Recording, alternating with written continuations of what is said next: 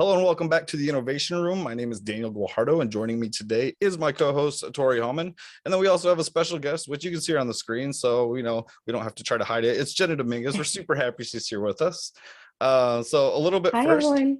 Oh, thanks, Jena. Yeah, a little bit first. Some background on Jena, and then we'll let her get into what she does and introduce herself. Jena is the client development manager at Branded Group. It's a multi-site commercial facilities and construction management company. She's also a member of the Connects YP. She's the co-chair on the committee alongside me, so we actually know each other pretty well and get to talk often, so this is going to be fun. And then she was the recipient of the 2020 RIFMA Shooting Star Award for the Outstanding Sales Achievement. Jena, would you like to tell us a little bit about yourself and about what you do? Sure. Hi, everyone. Thank you so much for having me on. You covered a lot there, but like you said, I'm the client development manager at Branded Group. I oversee both inside and outside sales. I've kind of gone through a crazy journey. I started as Branded Group's admin and found myself in a sales position when I said I would never be in sales. But here we are 4 years later, and thank God for my CEO because he's the one that kept me around. So in sales, doing really well. I love the facilities industry, trying to be as dedicated to being an involved young professional as possible. Great. I guess real quick, just since you said you didn't want to be in sales, what changed your mind? Was it just maybe like a better understanding of what sales actually fully entails, or someone talked you into it? No, it was a good salesman himself, Michael Kurland, our CEO. I went into his office one day and I said, Mike, I love being your admin, but the time has come. I need to move on from doing this. So what are my options? And I said, I can't be in accounting because I'm terrible with numbers and I don't want to be in sales. And he said, I think you'd be great at sales. Just give it a shot. Trust me. I know this is what I'm good at scouting salespeople out. I think you'll be great at this. So I gave it a shot and here we are. Nice. I'm a little hurt you didn't even consider marketing, but it's okay. Yeah, come on. I didn't have like all the background for that. I actually went to school to be an art therapist, so I could do a little bit of the crossover, but yeah, sales ended up being where I landed. Great. Well, that slides us right into the topic of today's episode, which is sales strategy, and especially in the B2B area. We're going to talk about how it's consistently changing, building client relationships, and how we build that into a part of our sales strategy, and how that is more important now than it really ever has been. At least that's what we think, Right. and that's our opinion. A lot of people kind of echo that, but some people might think differently. So to start off, let's just go over B2B sales strategy like a 101. It requires a specialized approach. So what exactly is that to you, Jena, as the client development manager at Branded Group? I think it's being as human as you possibly can be, right? I think when you think of sales people traditionally, you're thinking of someone that is going out there and making 100 cold calls and sending 100 emails every single day, and it's very transactional. But when you're working business to business, specifically in the facilities management industry, you need to be able to really build a relationship with the person that you're going to be working with, because we work in a volatile industry.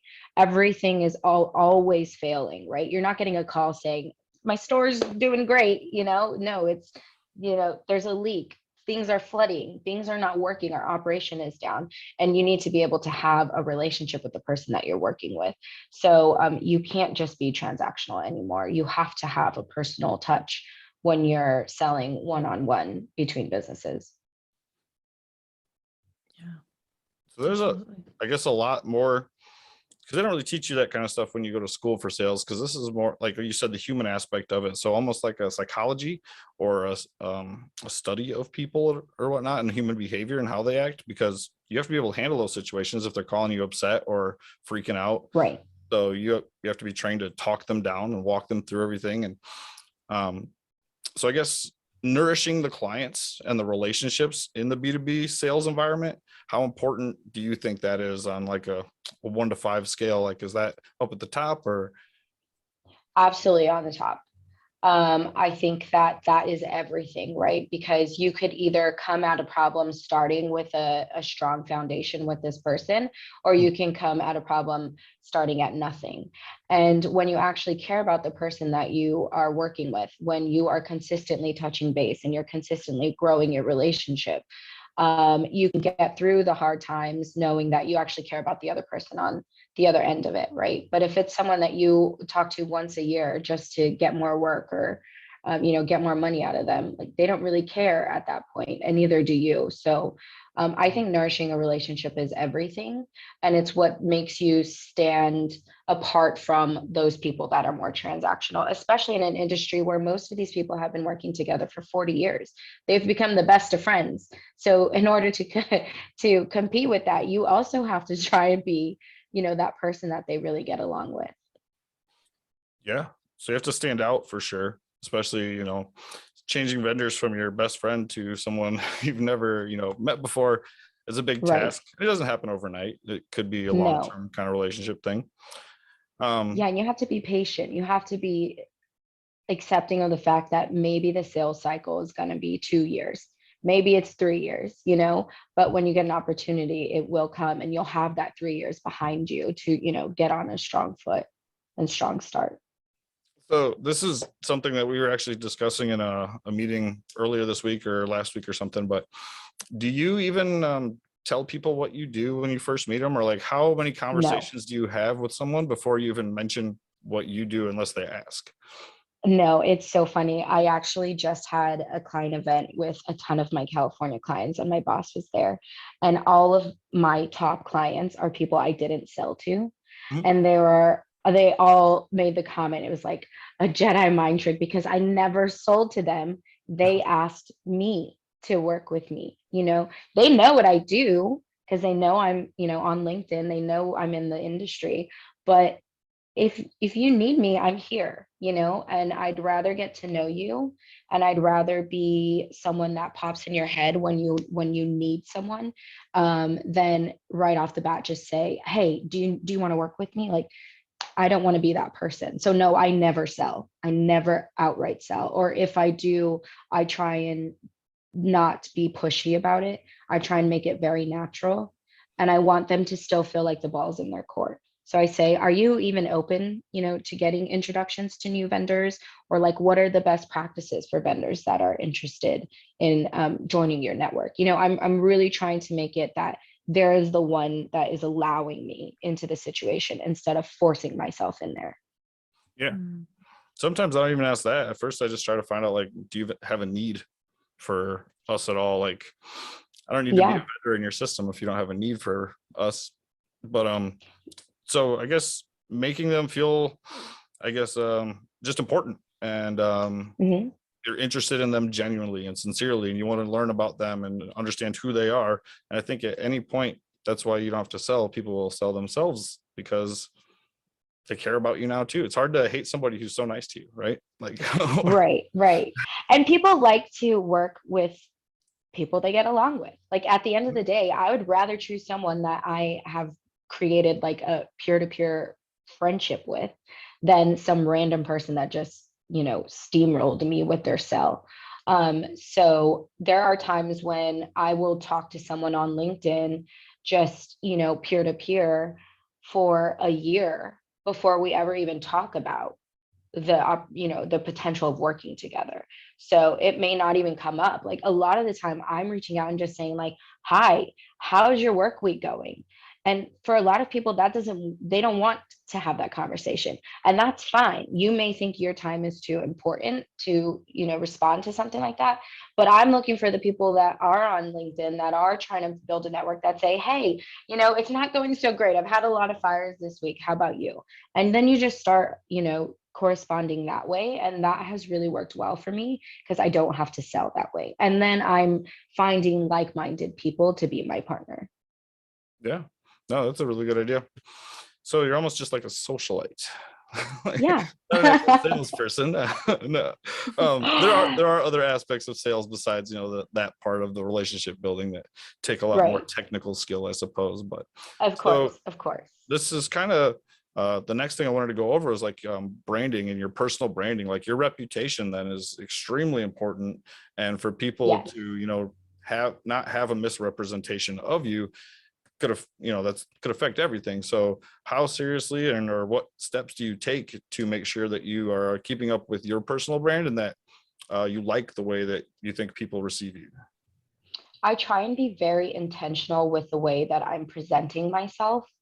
I think that everything is a marketing opportunity, even down to like wearing a bright color at a show. You know, people Mhm. are like, oh, the girl in the bright pink dress. So I try to be very intentional, even just about how I'm showing up in a space, but also, you know, my diction, like the words that I'm choosing, the energy that I'm choosing to bring to, you know, an environment. I want all of those things to be well thought out, and I'm being mindful about all that because, like you said, when somebody meets you, they're gonna take you for face value, and then they're gonna run with that. Mhm. And it's not gonna be perfect every time. Obviously, there's people that I've probably rubbed the wrong way, or they didn't get the best of me in that moment. But at the very least, am being very conscious at every point, whether it's I'm at a networking event or I'm, you know, presenting like we did, or part of the, you know, a co-chair for young professionals. Those are all opportunities that I'm being very, very intentional with. Are you then intentional with everything that you post online, like on LinkedIn, on Facebook, or whatever, Twitter, whatever, I guess platforms you prefer? Because I've noticed I'm always very intentional in person on meetings and calls, but then sometimes I'm more personal with my posts because I like to post my thoughts or, you know, things that interest me. And there's sometimes I think like maybe I shouldn't have posted that, but nothing too crazy. Do you ever worry about like how the way your words are taken when there's no way to explain or no explanation afterwards? Like text is different, I guess. Yeah, I mean, you know, it's always hard to dictate what someone's tone is over written word. Mhm. So I have to say I'm not as disciplined with social as I should be.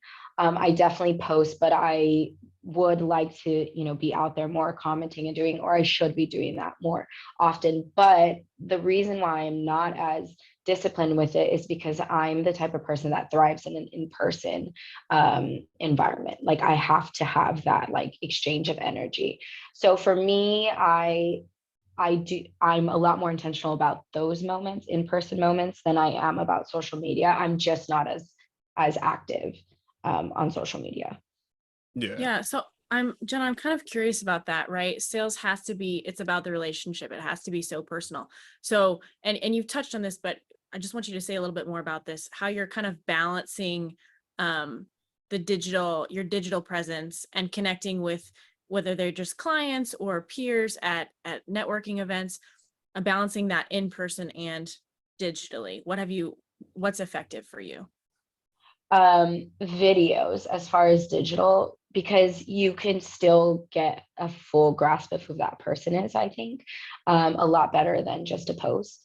I think posts can be very successful, but like I said, I don't dedicate the time as much as I should to do it.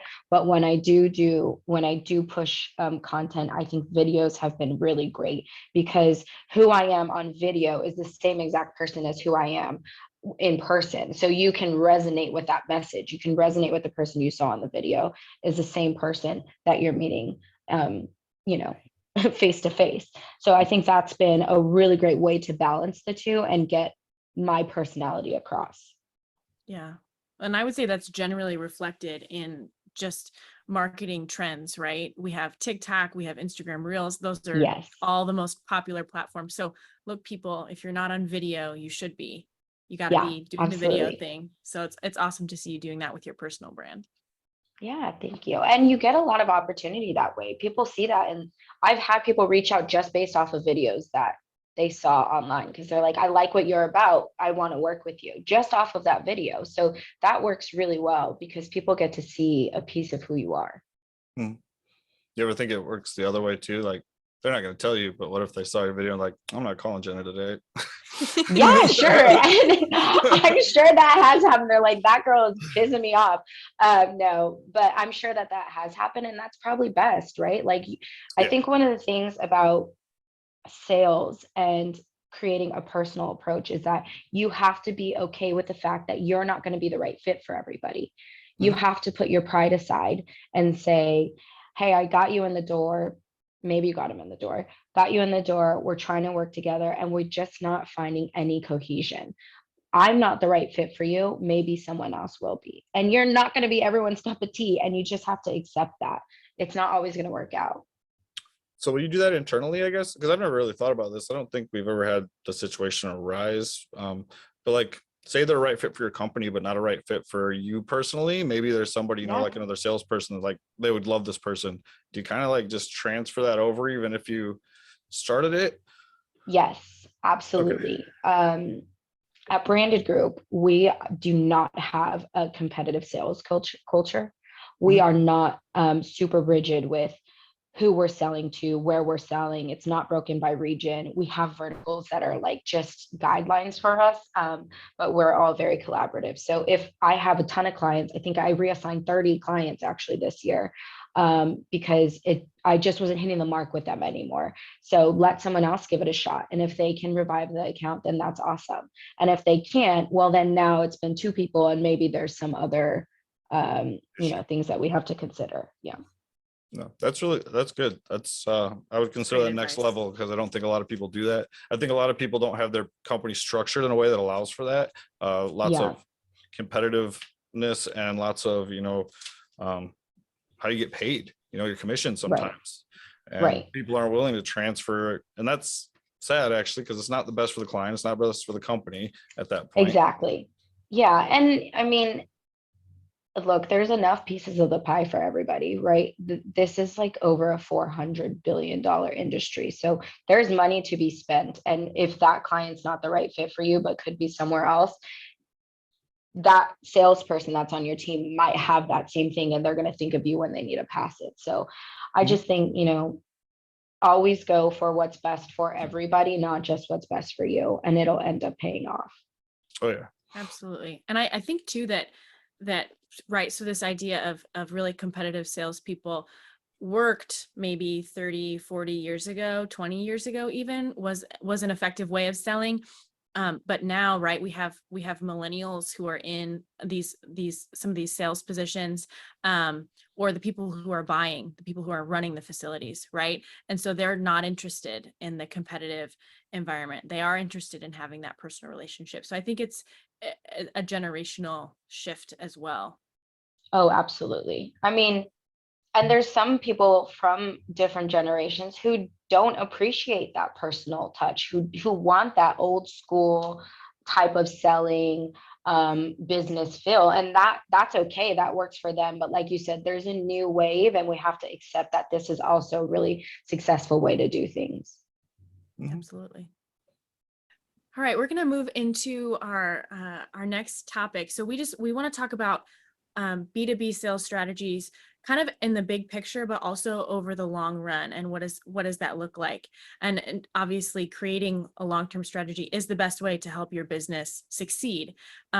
So Jena, can you just speak to some of these bigger picture sales strategies? I know you mentioned before that you have a pretty long sales cycle. So maybe speaking to that, how do you find prospects? Right, looking into the next year, what are you doing to generate more business?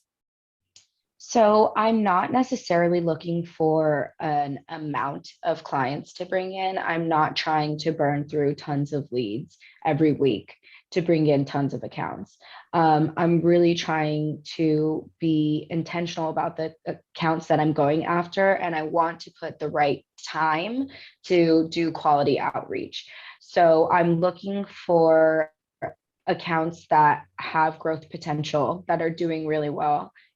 I have to keep up with retail trends. I have to keep up with just the global environment in general. After the pandemic, we saw that obviously restaurants and retail are volatile industries when something like a pandemic happens. So all of a sudden, everyone's shifting to, okay, let's look at healthcare, let's look at dental, cannabis, things that were deemed essential during something like this, because I'm sure this pandemic is not the last that we're going to see. So you're looking for longevity, you're looking for the brands that are popping up all over, and maybe there's only 4 now, but they have 10 in the next 6 months.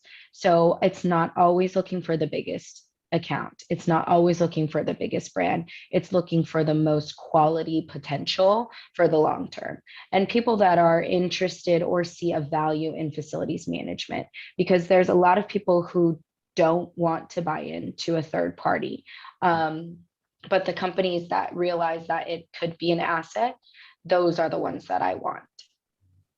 Gotcha. So in this sales cycle, are there like benchmarks that you're looking for as far as your conversations go? Like, do you have a general, like, this is kind of the timeline I'd like to operate in, or not so much? You never really know, because there may be, like, I just brought on like an account, I won't say who, but it took 2 years just to finally get them in the door. 2 years of work, but then there was another account that it happened within a week. So you never really know. You don't know where they are at in their own cycle. Like, are they even able to bring on vendors right now? And if they're not, you have to be understanding. You don't want to be pushy. It's not right now, but it could be later. So I think what I'm looking for is more of the potential in a relationship rather than the potential of working together. Because even if the relationship, or even if they're not ready to bring me on where they're at, if we have a good relationship and they leave and they can bring me on immediately somewhere else, like, that's always great. So opportunities aren't always like where, just at the surface level. They can be years down the road, and you have to kind of play that long game in facilities. Yeah, absolutely. So Jena, what are some of the challenges that you've encountered, the big challenges in B2B sales? I think one of the biggest challenges is that you're not just selling a product or a software, right? You're selling a whole business, and a business is very complex. You have to not only sell the business if it's financially stable, if it's minority owned, if it's an award-winning business, if it's an accredited business. So once you get through that level, you check those boxes, then it's like, okay, what are your processes? Do they even match up with ours? Are your KPIs the same? Are we going to meet your standard level service agreements, And then once you check that box, you have to get to personnel. Like, are we even going to work well together? You may be able to be a good match as a business, but then maybe the personnel just don't find their flow. So I think that it's just a lot more complex of a sale.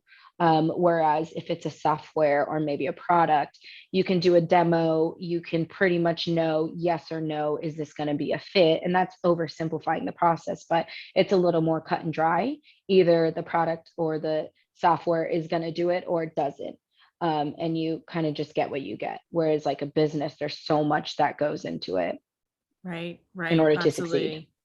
Absolutely. I mean, yeah, B2C, like your funnel can exist in 5 minutes. You see the ad on Instagram, you click the link, you decide you want the shoes, you buy the shoes, Right. And so they're just, complexity. So many more layers than you get in your basic B2C transaction. Yeah. So counter to that, right? There are obviously quite a few challenges, but what are some of the joys that you have as a part of your work? What do you really love about your job? I get to solve problems all day, and I really get to use my brain and my ability to connect with other people on the daily. So I think that's one of the greatest things, is when there's a huge problem, a huge fire, I can be someone's like peace for a little bit, like, hey, I know that this is going on, but we've got this. We're going to keep you updated the whole time. I promise you, your boss is not going to be super pissed at the end of this. So it's like, I get to look at a problem, figure it out. And I'm not only doing that for my client, but I'm also doing that for the team, right? I have to be the person that bridges both ends. So it's stressful. It's chaotic. Sometimes I'm like, why am I doing this? But it is so rewarding when you finally figure it out and everyone goes, and you're like, I told you, it's not that bad. We were going to figure it out, So I really enjoy that. That's so awesome. That's so awesome. So then finally, Jena, just as a young professional, what is the best piece of advice that you have ever received, whether in a professional context or a personal context? What would you say? I think that the best thing I was ever told, and I'm not sure if it's so much advice, but everyone wants to give a yes and everyone wants to hear yes, but yes is not always the answer. So I think setting expectations are everything. I think if you can just tell your client, I'm sure there are plenty of people that would love to tell you yes right now and say they take this on. But if I do that, I'm going to fail, which means you fail. And that's not what I'm here for. If you can just set an expectation, don't tell someone yes just because they want to hear it, and set the expectation, you're almost always going to be better off. Because if you say, I can take this on, but XYZ is going to happen. When XYZ happens, everyone already knew that was coming. So now you don't have a chain of command that's upset. So I think expectations are everything. Set them up with your internal team, with yourself, with your clients, and you'll be 100% on a better foot than if you didn't. Yeah, no, absolutely. I mean, I think that's advice that I've received several times and still struggle with, that I'm totally a yes person and I want to be there for you. I want to care for you. And I find it's mostly like in volunteer context. I find I want to give you the yes, and I do a lot of times. And then, but sometimes, it's not the best for the group. It's definitely not the best for you. You're overwhelmed, and then you're like Dan, and you don't take a vacation for a year and a half. So it's just better for everyone when you're right, when you set those really clear boundaries and those clear expectations. So. I've heard that advice before, but it was like more of a riddle. Not sure I fully understood it. More of a riddle than like something I could follow. Like, so don't say yes, but say no. Sorry. And they probably didn't phrase it to me so much like that. But I think just setting expectations is everything. And you'll keep a lot of people cooler that way. And it just gives you a little bit more merit when you can set yourself up for success that way.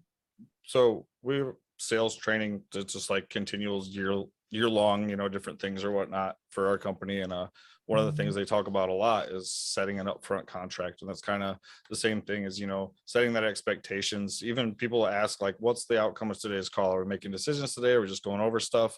And it just makes the call so much better and easier to actually get what you want out there by setting that. And then at the very end, I like note down on my pad, like as I'm taking notes during a call, like a little 1, 2, 3, and I try to hit those points. So then at the very end, I could say, so this, and this will be what we talk about when I call you next week.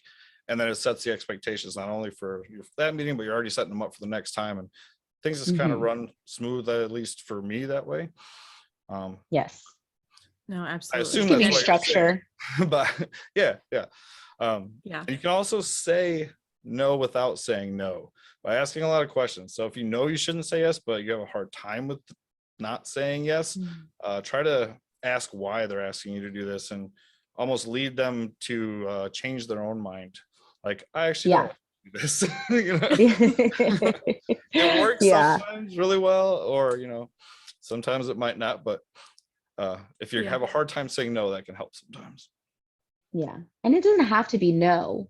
It could be yes with the expectation that these things are also going to happen or will come up.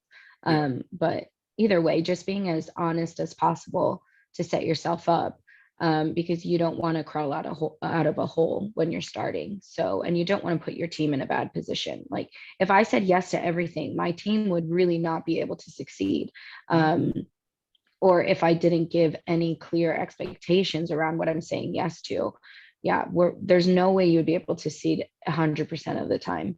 So I think it's just, you can use that in any point of life, right? Like if you're telling your husband you're going to be out for the night or for an hour, and then that's going to turn into much longer, you could just set the expectation. Hey, actually, I think it's going to be really a lot later. I'm not going to get home for another 4 hours. They're probably not going to be as upset as if you didn't say anything at all and then it's 5 hours later and it was supposed to be a 1 hour lunch. So just in general, set the expectation, save yourself a lot of arguments and a I would lot never of tell pissed my off husband people. that. It happens. Right. Yeah, no, for sure. So a good analogy too that I just thought of while you're talking about that is a bookends. So like when you are setting expectations, think of them as bookends on a shelf, and that, you know, there's the first expectation, then everything you go in between, and then make sure it's still reiterated there at the end so people are clear about everything. Mhm. I just learned that actually a little while ago, and I try to think about it now when I'm talking with somebody to make sure that like you didn't lose the expectation in the conversation, I guess, because sometimes I'll do that. I can talk too much, apparently. I've heard. So. I'm Hey, sure but now I you have a wouldn't know what you're podcast. talking about. Yeah. Yeah. No, I was in a meeting just a few days ago, and it was like kind of a consulting type of meeting, and this, it was just, it felt extremely wishy-washy, and I was like on a time crunch, like I have to go at this time. And so I'm like, look, people, we need to, what are we doing from here? Are we Right. setting a meeting for next week? Like, what are the expectations? How are we, you know, how are we moving forward? And for someone who's you know, I can think big picture, but I like to have the action items. And I think most people generally do. You know, when you walk away from a meeting or any sort of interaction without direction, like Yep. what the heck is going on, you know?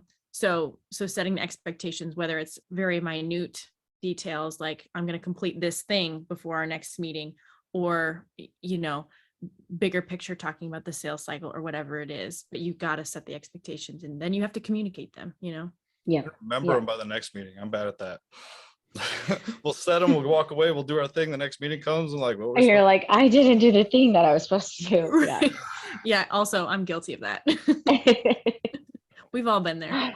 Yes. So setting an alarm and expectations. Yeah. Right. Always be Well, prepared. always be prepared. Well, Jena, thank you so much for being on the show with us. We've loved chatting with you. This has been great, and I've heard so much about you, so it's nice to meet you digitally as well. Yes. No, thank you so much for inviting me. I had fun. Hopefully not too much of this has to get cut out, but no, I had a really, really great time. Thank you. Yeah, well, I appreciate it. So everybody who is watching, I think we have a smart session coming up on the 30th. This should go up probably before that. Jena, will you Perfect. be back in town by the 30th? Yes. Yes, I will. Great.